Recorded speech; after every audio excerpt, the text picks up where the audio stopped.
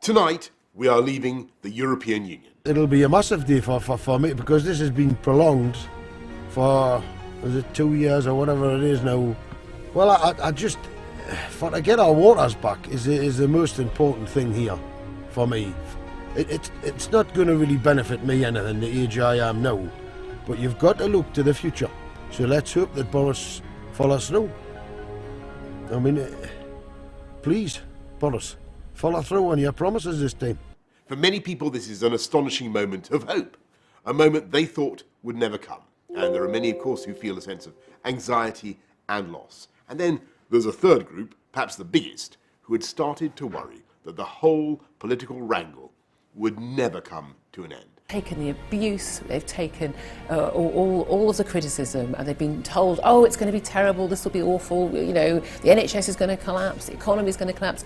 And they took it all with a pinch of salt and they said, we told you what we wanted to leave the EU. I understand all those feelings, and our job as the government, my job, is to bring this country together now and take us forward. The most important thing to say tonight is that this is not an end, but a beginning. This is the moment when the dawn breaks and the curtain goes up on a new act in our great national drama.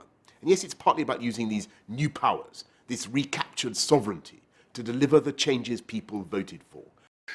But the most significant point is this. What happens at 11 p.m.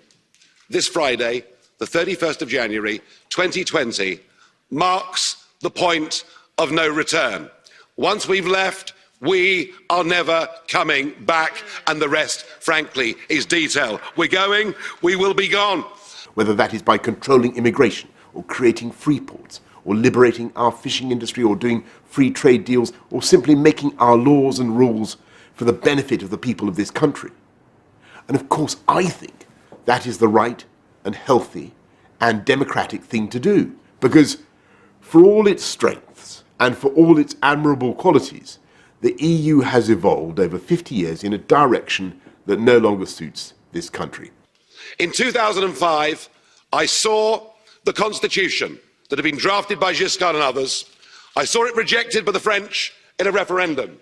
I saw it rejected by the Dutch in a referendum, and I saw you in these institutions ignore them, bring it back as the Lisbon Treaty, and boast you could ram it through without there being referendums. Well, the Irish did have a vote and did say no and were forced to vote again. You're very good at making people vote again, but what we've proved is the British are too big to bully, thank goodness. And that is a judgment that you, the people, have now confirmed at the polls not once but twice. And yet, this moment is far bigger than that. It's not just about some legal extrication. It is potentially a moment of real national renewal and change. This is the dawn of a new era in which we no longer accept that your life chances, your family's life chances, should depend on which part of the country you grow up in. This is the moment when we really begin to unite and level up, defeating crime, transforming our NHS, and with better education, with superb technology, and with the biggest revival of our infrastructure since the Victorians, we will spread hope and opportunity to every part of the UK. And if we can get this right, I believe that with every month that goes by, we will grow in confidence, not just at home, but abroad. And in our diplomacy, our fight against climate change, our campaigns for human rights, female education, we will rediscover muscles that we have not used for decades. The power of independent thought and action.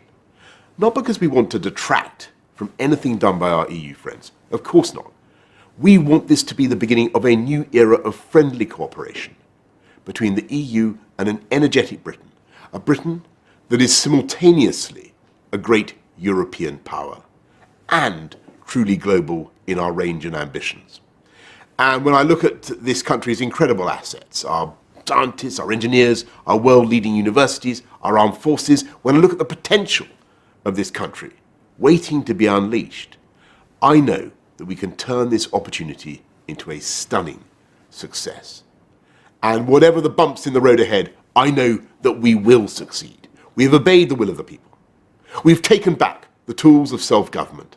Now is the time to use those tools to unleash the full potential of this brilliant country and to make better the lives of everyone in every corner of our United Kingdom. And that's a wonderful day for democracy. Brexit Day is about celebrating not just Brexit, it's about celebrating democracy.